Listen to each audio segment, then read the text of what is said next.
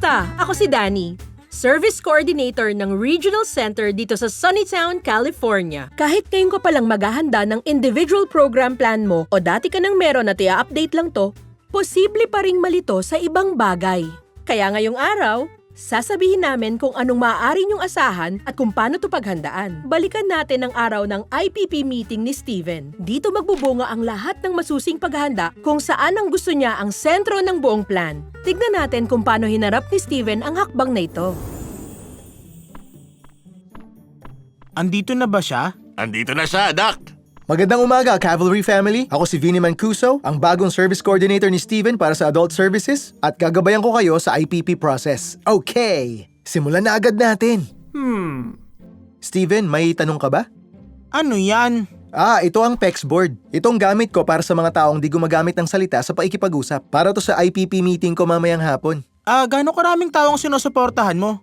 Mahigit 60 at bawat isa may kanya-kanyang kailangan at goals. Kaya binigyan ka namin ng IPP guide para maisip mo kung anong kailangan mo. Na-fill out mo na ba yung workbook mo? Oo, na-fill out na namin lahat. Magaling! Maganda yun. Opo, pero... Solid na game plan yon, Mancuso. Nabasa mo yung tungkol sa Steven Cave? Garahe namin yon. Isi-set up namin para kay Steven ang perfect apartment. May big screen TV na, may ref pa. Diba, anak? Opo, pero... At meron siyang bagong trabaho. Oh, Steven, kwento mo naman yun. Opo, pero... Magtatrabaho siya para sa isang landscaping company. Ayoko pong mag-landscape! Hoy, saan ka pupunta, anak? Baka kailangan niya lang magpahangin. Hayaan yung kausapin ko siya. Honey, tingnan mo to, oh. Tinulungan mo ba siyang sagutan yan? Hindi, mukhang siya lang ang sumagot nito.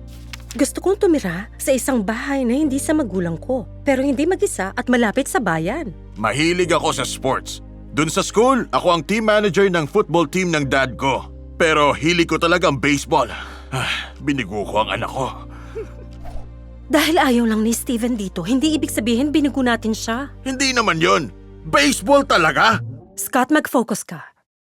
Sa sobrang nasanay tayong alagaan si Steven, hindi natin napansing lumaki na siya. Ngayon alam ko na kung bakit ganun ang reaksyon niya. Pero talaga bang handa na siyang lumayo sa atin? Hindi ko alam, pero mukhang hindi natin malalaman kung hindi niya susubukan. Kung ganon, mukhang malabo na ang Steven Cave. Hi anak ko, okay ka na ba? Ma'am, Dad, magandang intensyon nyo at mahal ko kayo. Pero... Kaya mo yan, Steven. Sinagutan ko ang sarili kong workbook. Hindi ko sinabi sa inyo kasi ayokong masaktan ang damdamin nyo. Alam namin yon. Nahulog mo to kanina. O, paano, nak? Anong nasa playbook mo? Hindi po kayo galit? Siyempre naman hindi, anak. Plano mo to at buhay mo to. Yakap na, Cavalries! Oh. Okay, Steven, saan tayo magsisimula? Paano kaya kung sa housing? Ayos! Pagdating sa housing, tutulungan ka ng regional center sa mga pagpipilian mo. Pwede kang tumira kasama ang may mga disability, mga walang disability, o kahit nga mag-isa ka lang. Gusto kong magkaroon ng sariling lugar. Tandaan mo, Steven, ayaw mo ang mag-isa. Naiintindihan ko. Saan mo ba hindi nararamdaman na mag-isa ka? Ang totoo, gusto kong kasama ang mga kaibigan ko sa day program, si Maya at si Dexter. Si Maya at Dexter? Alam ko nakatira sila sa Sunny Oaks. May ilang nakatanggap ng services sa regional center ang pinili ring tumira sa Sunny Oaks. Doon sila nakatira? Pwedeng doon din ako? May tatawagan lang ako. Tapos tingnan natin kung meron pang openings. Nakakatuwa yun, kaibigan. Sulat din natin yan. Mancuso, magkano naman ang babayaran kada buwan? Bali ganito, karamihan sa gastos covered na ng SSI ni Steven at yung iba pa, sagot na ng regional center. Sa madaling salita, walang gastos. Ano sa tingin mo, anak? Magandang ideya po yun. Abay, magandang individual program plan yan. Sinabi mo pa, susunod, employment. Sabi mo ayaw mo mag-landscaping, tama? Tama.